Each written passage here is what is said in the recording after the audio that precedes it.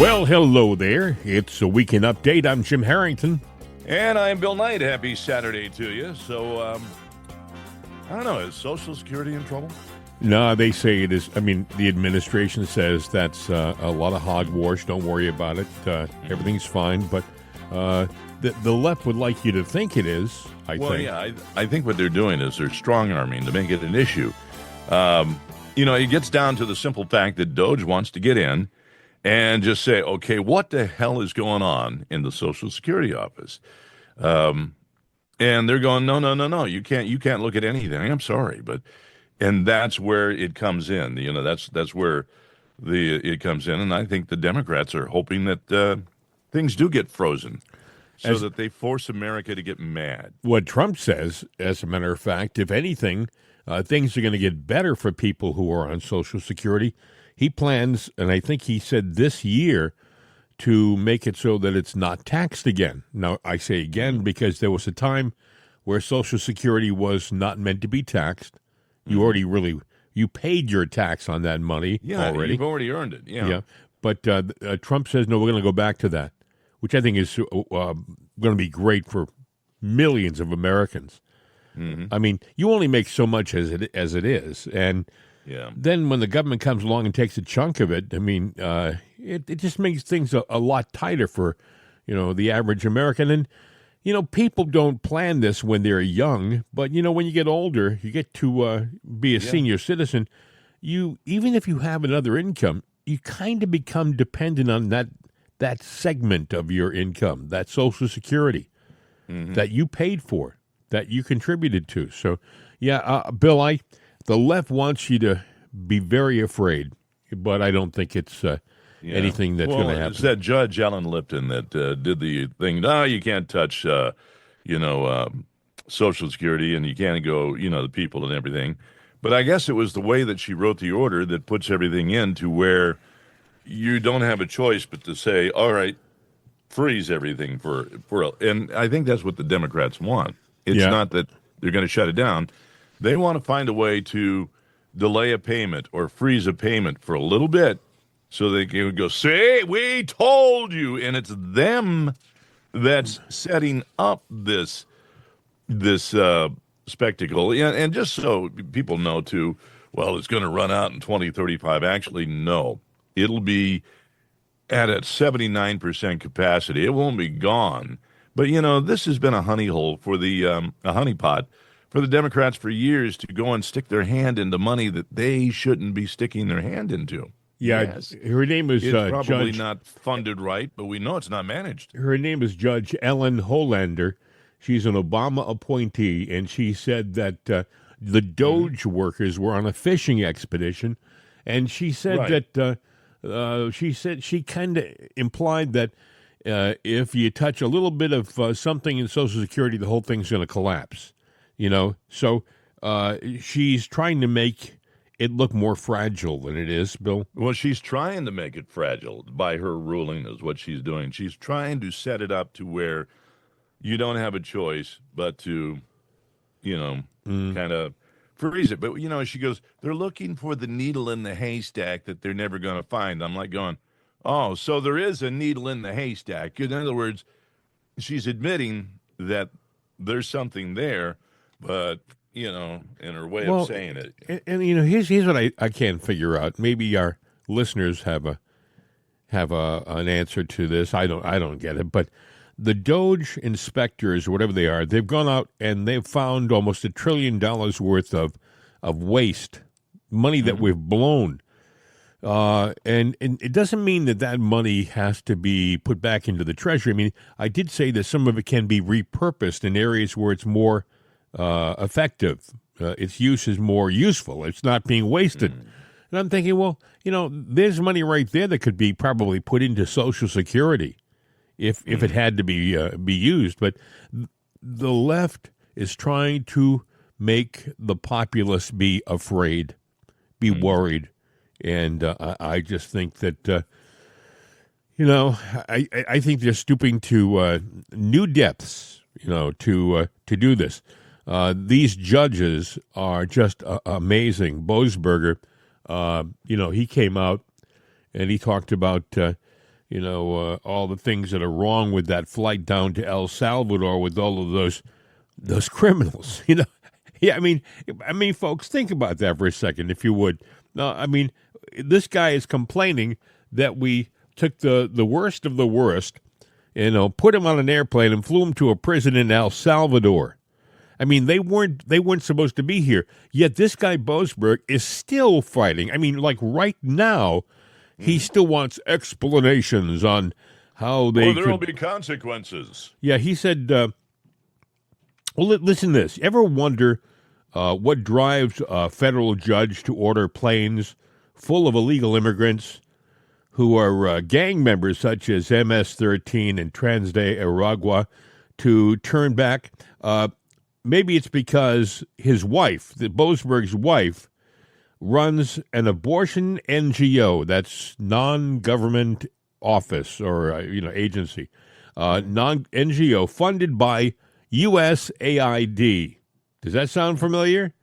Yep. This judge's wife runs an organization, an NGO, that is funded by USAID, and his daughter, Catherine Boasberg, works for Partners for Justice, a group that serves legal support to those very same criminals, the ones that were on the airplane.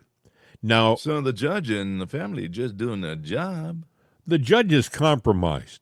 Yeah, but they don't look at it that way. And see, because he wears a robe, we don't look at the fact that he's compromised, and he doesn't consider it that way. He just thinks he's a supreme ruler.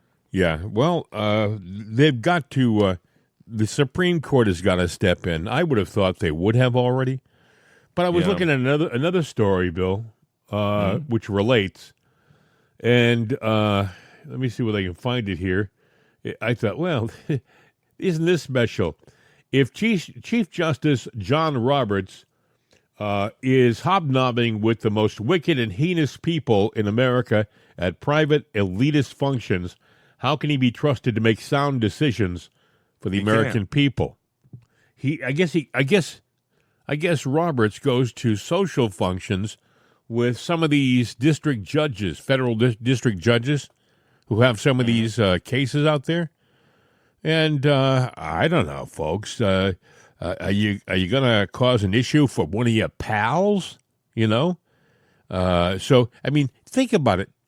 Trump was impeached twice by Congress, and anybody who was a casual observer looking from the outside in, they would look at it and say, "This is ridiculous. They're impeaching him just because they can, because they have the option."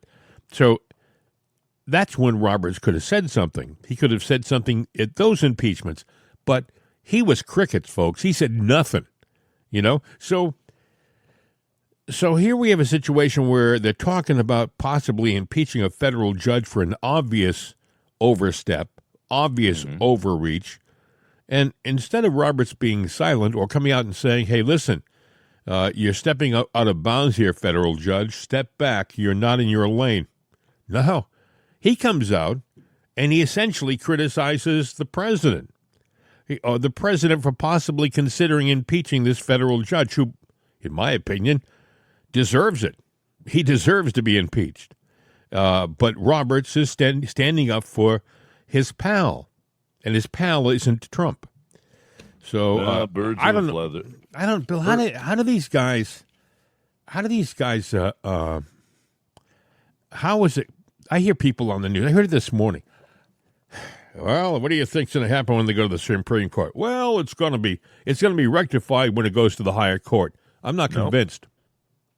Birds of a feather flock together, and that's just the way it is. So, look, throughout mankind, we've always had judges. It goes back to biblical time, and we have to adhere to the judges. But I will say there has to be a definement of the authority of these judges, and these stupid appointed judges, they have a jurisdiction, and they are out of their frickin' lane.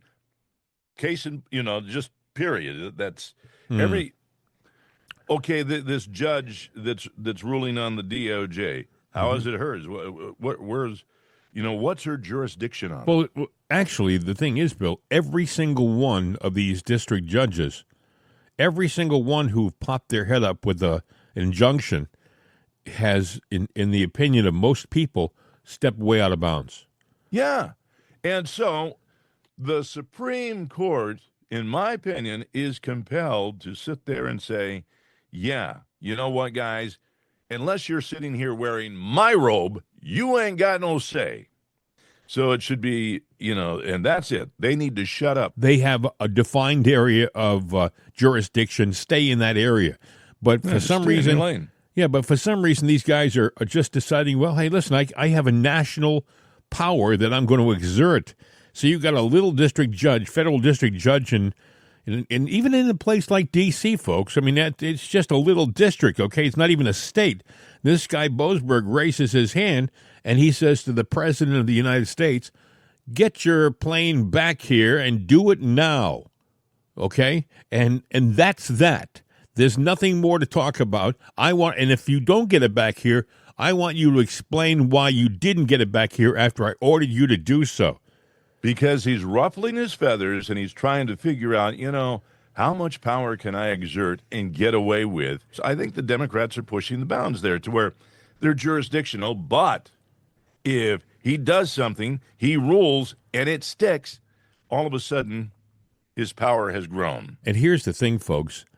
The media is allowing him to feel this way, too. He's fueling his position by the editorial comments made on mainstream media about his ruling.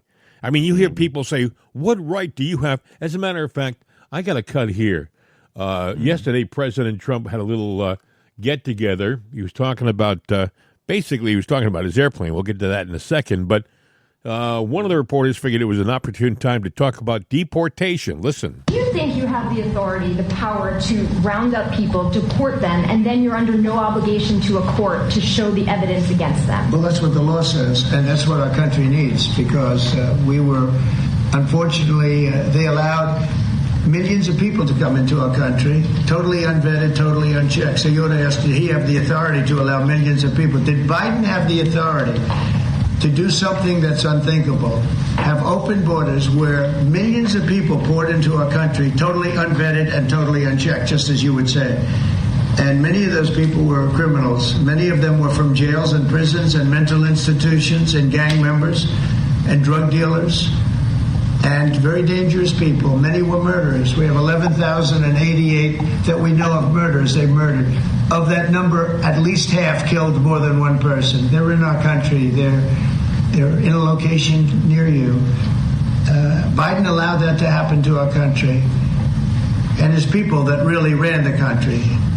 And the person that operated the auto pen, I think we ought to find out who that was, because I guess that was the real president. So when you ask me if we have the authority, did Biden have the authority to allow millions of people to come into our country? Many of these people hardened criminals at the top of the line who have caused tremendous damage. Did you hear, by the way she asked that question? This was a reporter. This is a lowly little Washington reporter, and her reading of the question was like, do you think you have the right to deport? It was talking down to the president of the United States. She was scolding him. Actually, by the way, I do not think, I know I'm in the minority here, okay, but I'm old school. I only, I got my education in a public school, so maybe my history teacher was wrong, but and civics teacher, but I was under the impression that we have the three separate but equal branches of government, and if the president, as an executive, as the chief executive of the executive branch, makes a decision on our security, he doesn't have to justify it to a district judge, okay? But, he's deferring to that right now because I think he wants the people to think he's not being a dictator, because they throw that term around like it's, it's nothing, Trump's being a dictator. No, Trump is saying he wants to be able to say, I followed all of the rules. I played by your rules. But in all reality, I think he doesn't need to do that. I think he could say, go pound tar. I'm the chief executive. You're a lowly district judge. Sit in your chair and rule on stuff that applies to your district and stay out of national security. he is the commander in chief. Case, and and that's just it right there. Blanket, commander in chief. He is the big kahuna, and that's how this system works. But we get and this is probably a debate for another show. But as we go along, there's people will stretch the interpretation of something, or change the interpretation, or misinterpret, and there is our law gets diluted or changed, over time, because of people not sitting and adhering to the exact finite law that there is. Well, we'll push this envelope here this way a little bit. We'll push it this way a little bit, and pretty soon you've changed the whole law and system. Yeah, and that's what's going on. President Trump talked about his new airplane, too. I want to play this before I forget. Listen. It will be the most advanced, most capable, most lethal aircraft ever built. An experimental version of the plane has secretly been flying for almost 5 years, and we're confident that it massively overpowers the capabilities of any other nation. There's no other nation. We know every other plane. I've seen every one of them, and it's not even close. This is a next level. Level 5 is good. This is level 6, they say. The F-47 is equipped with state-of-the-art stealth technology. It's virtually unseeable and unprecedented power. It's got the most power of any jet of its kind ever made. Maneuverability, likewise, is there's never been anything like it, despite the power and speed. Its speed is top. It's over 2, which is something that you don't hear very often. America's enemies will never see it coming. Hopefully we won't have to use it for that purpose, but you have to have it. And if it ever happens, they won't know what the hell hit them. This is what, a level 6, he said? Level 6 version of an airplane? But here's what's ticking off the left. And I understand he didn't name it. And he already said this has been in development for 5 years. So it predates this presidency and, well, Biden too. And he did do order development and buildup during his first term. Right. But they're calling it the F-47. Right. It's after him, obviously. Yeah. Well, but yeah, and they're going, oh yeah, he's this and that, and I'm going like, he's the guy that ordered to have it done, and it could have been the F-46, could have been the F-44, could have been the F-40. But I guess somebody just sat there and said, yeah, we'll just call it the F-47, because he even said, wasn't my thing, this is what they call it. Okay. They say it's an amazing airplane. They say it does things that other airplanes only thought about doing. And again, it's been top secret for 5 years. And well, there's I heard somebody say that it can do you can fly with a human pilot, or it can fly by itself. Yeah. Yeah, well, that's where warfare is going, and that's a whole different topic then too, because you've got planes that can do maneuvers that you don't want to have a human body in the plane when it does that maneuver. Right, that's true. And I mean, you go Mach whatever, and whoever's sitting inside is going to be jelly. Yeah, what they have to do is design a cockpit where you are. You're void from the outside forces of pull and gravity. For all we know, Bill, they may already have done that. They could. Yeah. So that was a big item that came out yesterday. And by the way, when you heard that snotty remark about deportation, it was at the press conference to talk about the airplane.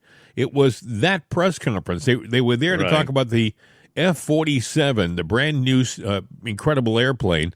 And obviously some reporter during this press gaggle decided, well, hey, listen, while you're there, let me try to embarrass you with this stupid-ass question.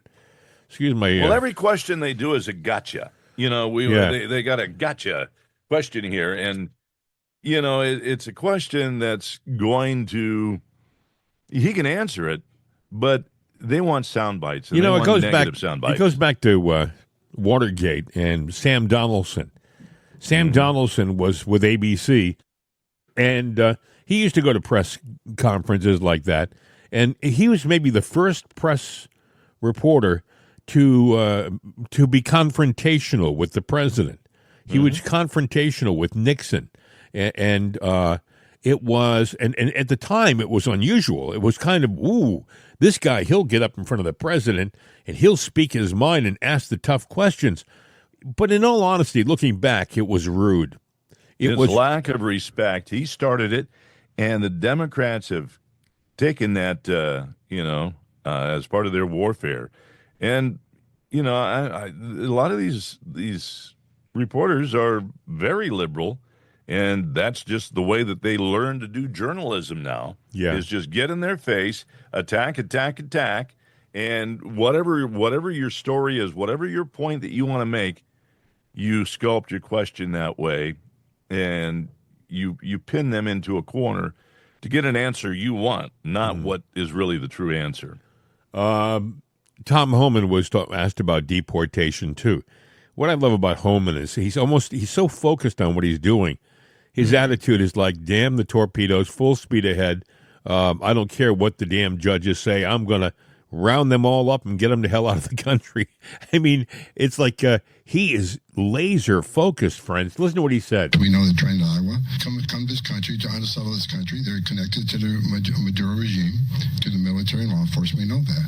So they came to this country to commit violent crimes, to spread fentanyl, to kill thousands of Americans, and create havoc and unsettle this nation.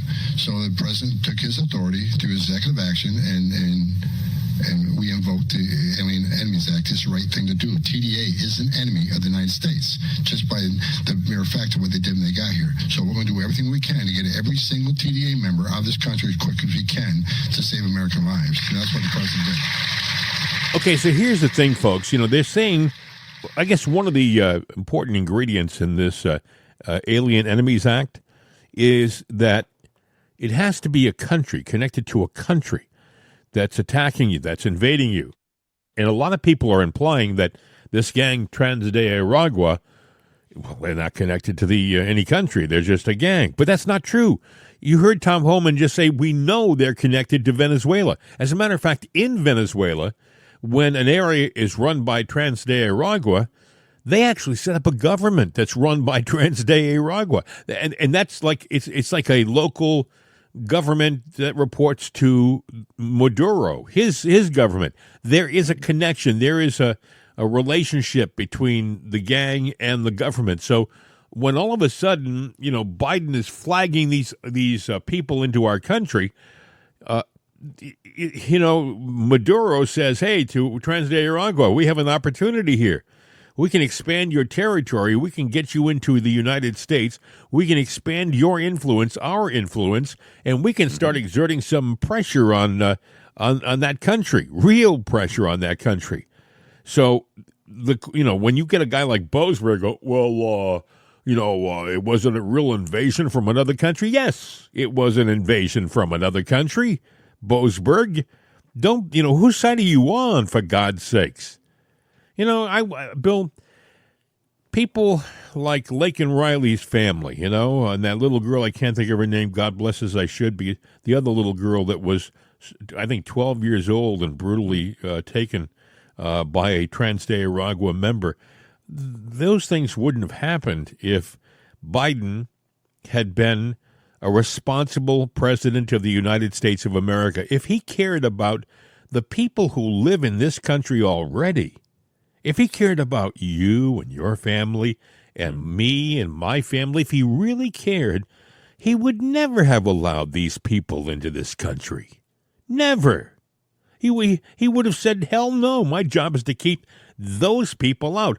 But that son of a bee, he flagged him in like it was the Indy 500 starting, with a flag. Come on, let's go. No, you hear the news about Biden, right? That he wants him and Jill. Well, he wants to get back. They want him back. They want back in the game. Yeah, I heard that. What does he think he's going to do? Yeah, does he really know whether he wants back in the game, or is it Jill who wants back in the game? It was probably Jill that wants back in the game. But he's the only one that can beat Trump because Trump never beat him. He didn't run in this election.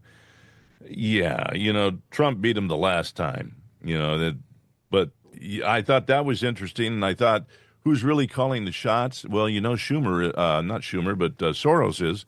Soros wants Schumer out. Yeah, I heard that too. Yeah, I think Schumer's days are numbered because butters his bread. It's people like Soros. Another thing I thought was interesting. President Trump yesterday he dropped the security clearances of Hillary Clinton and Kamala Harris. Mm-hmm. And now they added to a long list of people. Let me give you an idea of who's on that list already who has lost their security clearances. And I think justifiably so, because I don't think any of these people should have had it in the first place. And I'll tell you why when I'm done. Antony Blinken, gone. He was the Secretary of State. Jake Sullivan, no longer having a security clearance. Lisa Monaco, former Deputy Attorney General. Mark Zaid, who's an attorney. I don't know why. I mean, yeah, he was connected, but some of these people were just like, citizens, and they had a security clearance. Norman Eisen, a lawyer and senior fellow at Brookings. Letitia James in New York, the Attorney General of New York. She had a national federal security clearance. I don't know why she should have it, but she doesn't have one anymore. Alvin Bragg, the DA of New York, of Manhattan, had a federal security clearance. Why? I have no idea, but it's not there anymore. Andrew Weissman, a lawyer. Hillary Clinton, we just talked about that. That's gone.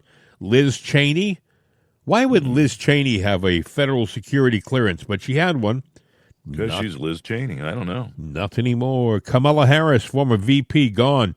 Adam Kinzinger, the guy who cries at the drop of a hat, former Illinois representative, he lost his security clearance. Fiona Hill, former White House Russia expert.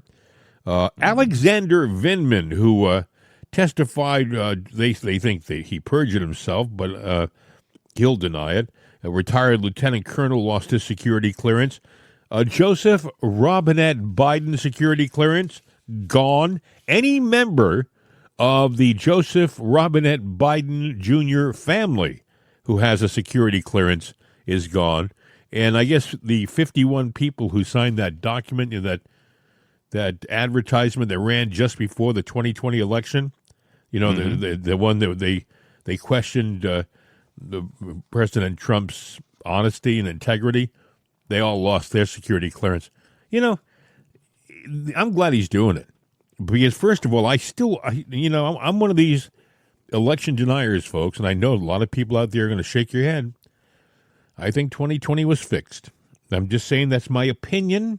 You don't have to agree with me. I'm not twisting your arm to agree with me, but I think it was a corrupt election. And I think some of these people whose names I just read, they knew it and they participated in it. And I think that they're getting they are just desserts right now. And anyway, I think a lot of people believe that the election was stolen, but the left has made it so that you don't want to say it because they may not be many, but they're loud. And they attack. If you wear a MAGA hat, there was the girl that went viral on the subway that encountered a young guy, had his MAGA hat on, and she attacked him and chased him trying to get that hat. God got her because she ran after the guy and she fell on her face. Yeah. But got a smackdown. That they think that they're entitled. If you turned around and did that to a leftist, they'd have you arrested and you'd be taken away in cuffs. But a leftist can attack you, and it's okay. It's like what's happening, by the way, with Teslas. I wouldn't want to have a Tesla. I'll tell you. Holy smokes! Oh, speaking of which, I got a thumb to the story here because I didn't pull up the names, but there's a guy and a gal, and they have like a secret website, but obviously they've been identified.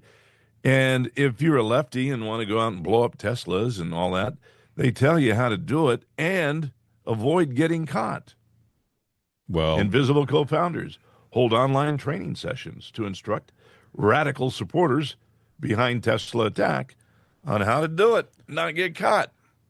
Well, they've also posted the names and addresses of Tesla owners. Mm-hmm. So if you have a Tesla in your neighborhood, you can actually go on the website and they'll find a local Tesla owner near you. And, but I remind you, those cars have cameras, and they take video, and they've got a lot of it out there. Well, just like they have the list of names that are people that own Teslas, I'm sure we can get a list of names of people that are, instigators that would go out and do things. Maybe their names. Well, Pam Bondi said if she gets a hold of these people who are involved with this, they're going to go to jail. And I hope that happens to those people who have that website, because you're teaching somebody. It would be like having a website and teaching somebody how to build a bomb, Well, the website had to be a registered domain somewhere to pay for that. You don't pay for it cash. There's something with your name attached to where you paid for that domain. Well, we live in interesting times. It's funny, folks. I said this on yesterday's program, but the people who have Teslas, for the most part, are usually Democrats. I mean, they were environmentally conscious, wanted to have the electric car because the administration back then wanted everybody to drive electric, and so they wanted to have their electric cars, so they had their Tesla. And now the people who are driving around with Teslas, for the most part, are Democrats. Oh, yeah. There was a story about that. A lady was driving her Tesla. She's a Democrat, and a radical came there and demanded that she get rid of that Tesla and sell it, and made a big public, spectacle, of themselves. And I'm like going, this is crazy. Well, folks, it gets nuttier by the day. In all honesty, those people, I don't know where their heads are at, because I would never, in my most angry political moment, would I ever think it was okay to either physically hurt somebody or to trash their property. Well, the left is on a full court press to point out media and swat them and anybody on the right. Well, that's sad. This is a country that is supposed to be. You're supposed to be able to have a difference of opinion. You're supposed to be able to talk to each other, even if your opinions are different. Bill Maher is going to have an interview, a sit down in the White House. Yeah, with Kid Rock. I guess Kid Rock set it up. Yeah, he set it up with Trump. President Trump. And some people are already criticizing Maher for talking to Trump. I mean, what the hell is wrong with the people on the left? Come on. Will you please get over it? This is your president, too. He is your president, too. We had to deal with somebody who a lot of us thought wasn't even a real legitimate president for 4 years, because you guys squirreled him into office. You guys slipped him in under the wire. So, but we didn't do anything that was against the law. You may say, well, you did January 6th. No. Come on, folks. You know what happened January 6th. And if you don't, if you're somebody who just drank the Kool-Aid, then that's your problem. That's right. We don't have Kool-Aid, but we have this light that we shine on you, and it changes you. And we're like body snatchers. We're just taking people and turning them into conservatives, right? Yeah, right. But that's what you would think that they think. Well, you know what? Your size is dwindling because people are waking up and seeing, quote unquote, the light. Their common sense is starting to take hold of them. Going, wait a minute, what the hell are we doing? I saw a couple on TV yesterday. A young couple. They were talking about how their car was vandalized. No, they were swatted. I'm sorry, take that back. They were swatted. Young couple, and they said they were the epitome of leftist liberals for the longest time, until they started to think about what was happening in their life, till they started to see what was going on in their lives, and all of a sudden they started to realize, whoops, we're on the wrong side. Yeah, this is not what we thought it was. And so they changed their opinion about what's going on in our society. Hey, you don't have that audio of AOC the other day. No, I don't. I know what you're talking about. Where she made a mistake. So she made a misspeak. I was thinking about. It was funny though. Well, yeah, but she is. I don't know about you, but I've been in this business long enough where even I have made misspeaks. Speak for yourself. Yes. I thought that this was interesting. Ukrainian. They made all these promises about how they're looking to sit down and have peace negotiations with Russia. Kiss that peace deal goodbye. And Russia says, well, and we promise not to blow up your infrastructure. Your utilities. We promised to stay away from that while we're talking about this. So what does the Ukraine do? While Russia says it's not going to go after the Ukraine's infrastructure, Zelensky changed. Yeah. He turns around and he bombs a pipeline and part of the infrastructure of the Russians. They're not serious about this. No, he even ramped up his demands, and then he did that. You know, I'm like going, if I were Putin going, well, case in point, there will be no peace. And you know what? Maybe we just need to take a step back, walk back a little bit, and just say, you know what? We're going to do a 30-day withdrawal. You guys just go ahead and fight it out. Yeah, Let's see what happens. I think that's where Trump is going to go. I really do. I think that Zelensky has made a miscalculation. If Trump is negotiating in good faith with Russia, and all of a sudden he's getting stabbed in the back by the person on his own side, Zelensky, I think you're going to find that at some point Trump is going to say, "Oh, wait a second. So you're going to keep thwarting everything that we're doing? You're going to keep stabbing us in the back? Well, here's what we're going to, like Bill said, here's what we're going to do. We're out of this for 3 months or 6 months. Or maybe we're out of it altogether. Maybe we're going to pull all of our toys and leave you on your own. Maybe Europe can supply you with everything you need." That'll be a joke. Well, I don't think they want to get into it because at some point in time, can they all stay off Russia? Can they all stay off Russia and China? China's not going to come to Europe's defense. No. Well, I think Zelensky is not to be trusted. I mean, you would think that after some very serious, delicate negotiations, and they all agree to those rules and you would think he would have at least waited a week before he violated the rules of the agreement. But no, because he's got nowhere to go, nowhere to run to, no power.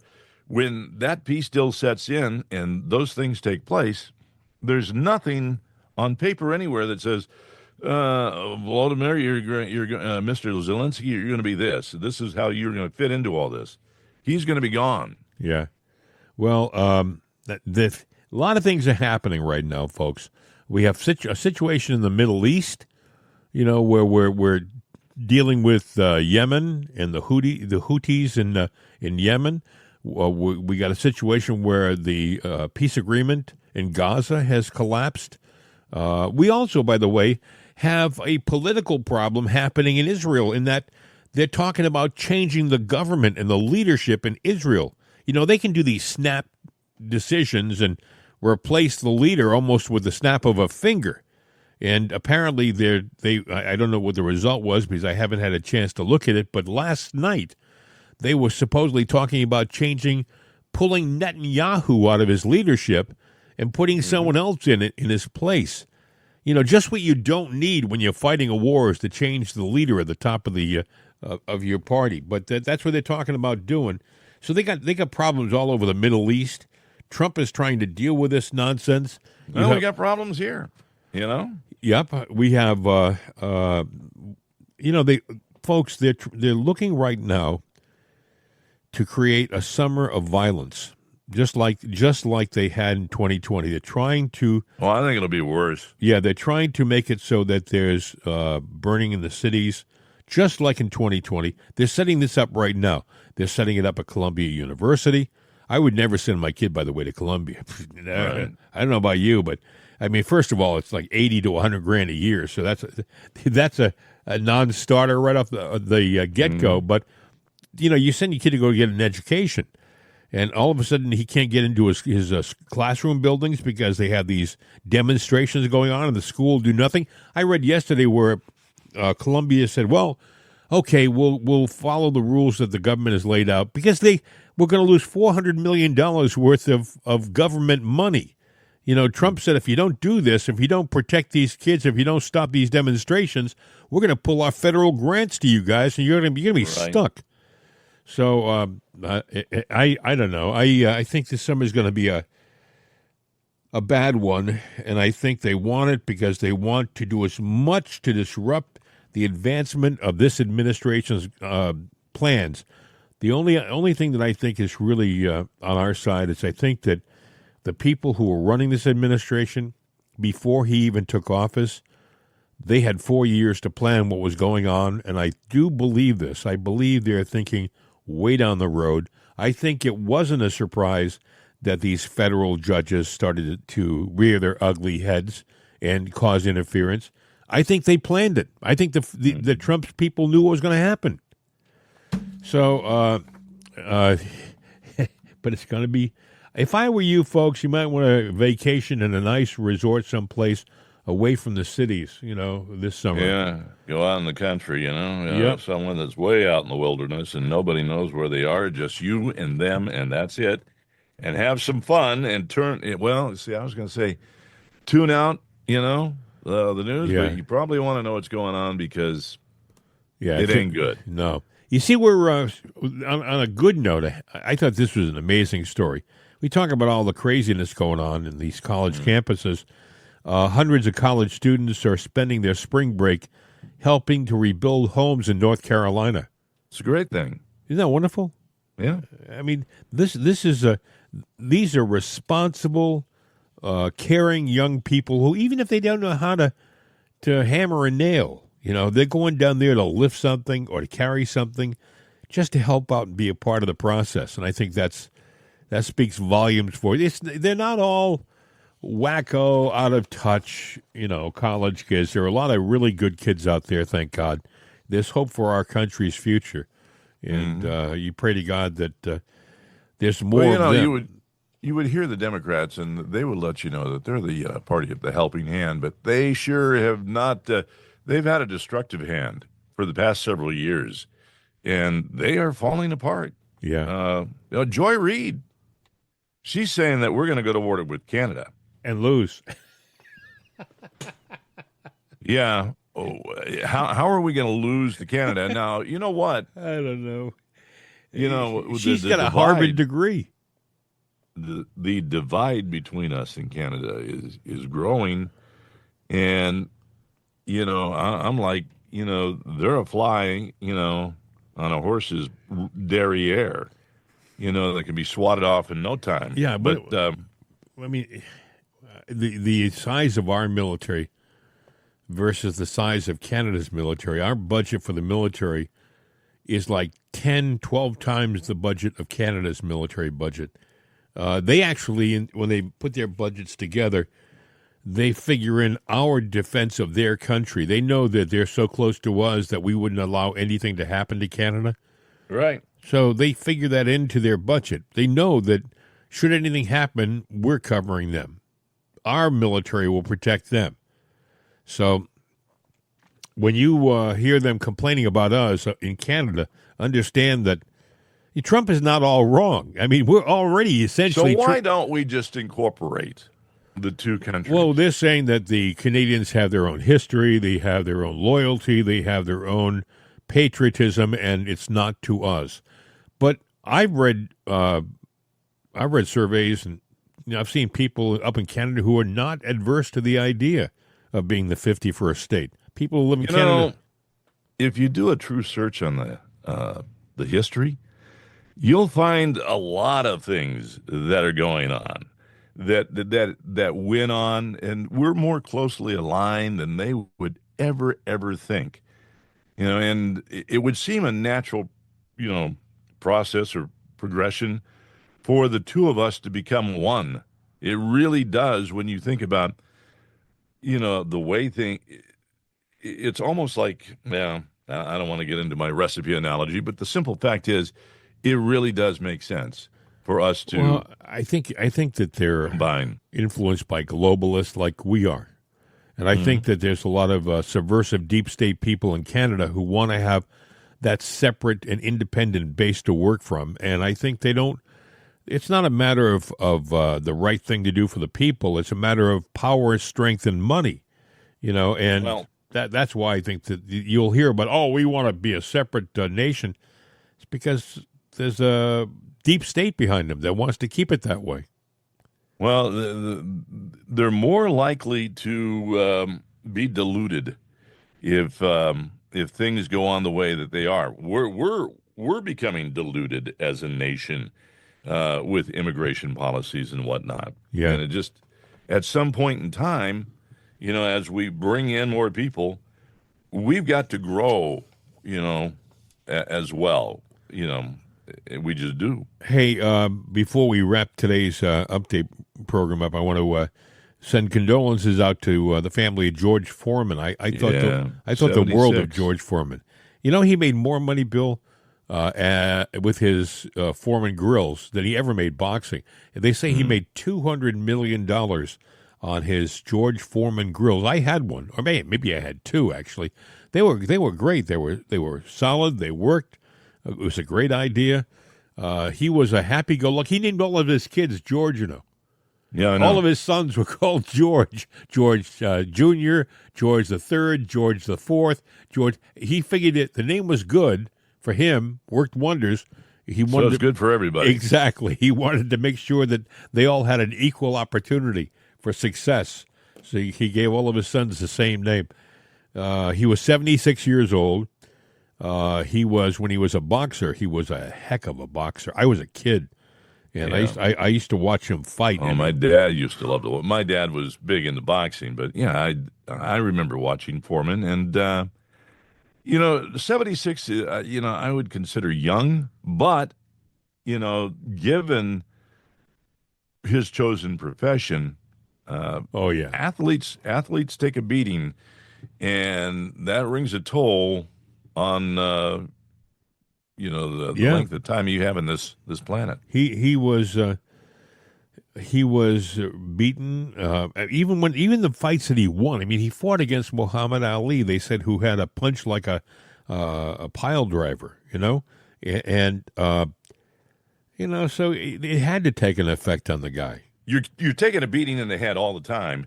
So what happens is there's got to be something that causes maybe that's part of your aging process that you just can't, your body can't, perform the way it should or get the signals it should. It takes years off your life. Yeah. And it has to do with all those punches to the head. So, it's funny when he was a boxer, I don't know whether you remember, he had an imposing, almost a mean-looking persona. Foreman. He was a tough-looking guy. But after he got into boxing, his whole persona changed. He became this friendly, happy-go-lucky spokesman for his grill. He, the kind of guy you'd like to have a beer with. He really and truly was a gentleman in reality. Well, when you're in that ring, you have to put on your warrior face. And, they're the enemy. You are the victor. You've got to take that conquer all mentality. Otherwise, you go in there with a happy-go-lucky attitude, you're going to get you're going to get knocked in your tuchus. Yeah, exactly. Anyway, our condolences to the Foreman family. He was a real class act, and he will be missed by not just boxing fans, but sporting fans, I believe, and people who just liked his personality. He was a celebrity too. Yeah, George Foreman. That's too bad. Yeah, but Anyway, you see where we got another hostage from Afghanistan of all places released. George Glesman, 66, an American citizen, spent more than 2 years being held by the Taliban, and the Biden administration didn't do much of anything. They sort of figured, well, is he getting clean sheets over there? Fine. Well, that works. Whereas Trump sent in someone to negotiate with the Taliban. That took a lot of cojones. And they worked out a deal, and Glesman was released, which is a wonderful thing. You know what I thought was interesting is, we talked about the astronauts yesterday, but the astronauts coming back, and they were up there for a long time. And I said, well, they're going to get some overtime pay and all that. And you said, nope, no, they're not. And NASA's going, nope, no, they're not. And Trump's going, oh, they need to be compensated for all that time they were up there. And NASA's going, no. Trump said, if I have to, I'll pay it out of my own pocket. Yep, he did, folks. And I thought I had that audio, but I can't find it. But I'll play it for you on Monday. It was what Bill just said. I didn't know. He said something like, I didn't know that. They didn't get overtime for that? They didn't get... well, no. Well, if I have to, I'll pay for it out of my own pocket. I thought, whoa. He scored a few points with that. Anyway, But you know what? What other president would do that? Well, what other president could do that? Well, actually, with how politicians make money, they could have all done it. Trump's the only one that had the cojones to say, "Yeah, I'll do it." well, Biden, he couldn't have done it maybe 30 years ago. But he sure could now. He sure can now. Exactly. Exactly. Hey, listen, folks, a reminder, we have a website store that we'd like you to go visit. We have our Jim and Bill's Right Side coffee there, which is delicious, a medium blend roast, a medium decaf blend roast. We also have Make America Percolate, a blended coffee, too. So we have a little coffee section, but we also have hats and glasses and cups and sweatshirts and T-shirts. It's a plethora of incredible stuff. A veritable plethora. Gifts for everybody, right in that little gift shop. And a little piece of the profit go to help support our program. We would appreciate you stopping by, maybe checking it out. And also, we also support Juan, Jose, and the Border Crossers. Wake up on the right side with Right Side Coffee. They never disappoint, do they? No, they never do. They really, and they know that music, don't they? I guess they've done it enough. So yeah, they I mean, I couldn't play 2 chords and then I'd be done. But I sing that song now in my sleep. I've heard it so many times. Wake up on the right side with Right Side Coffee. Hey, we don't need Juan and Jose. They've got us. You can do it. I mean, I don't know that I sing in my sleep. I snore in my sleep. Do you really? I wonder if I could snore the tune. Yeah, I could probably. You probably could, but we don't need to hear that, I don't think. Anyway, that's about it for me. It's an update program. We always try to make them a little shorter. We never usually do, but today I think we're going to cut you some slack and let you relax and enjoy your weekend, and ask that the only requirement is you come back on Monday. Return on Monday, so we can inform you of the latest of going on. And by Monday it'll be a whole litany of stuff that'll be different. So, well, the left has been working all week. The media, the left media, sitting there going, "What can we sit there and make fun of, or what can we sit here to do to?" They got all their negative barbs and all the sky is falling news weekend. And that's what they were doing this weekend. Then we got to come in Monday and clean it all up. Exactly. So join us on Monday, too. I'm done, friend. Have a good weekend. I know you're driving to places out of town. Have a great trip, and we'll talk to you later. All right. Till we talk on Monday. Hasta la vista, baby. We're out of here.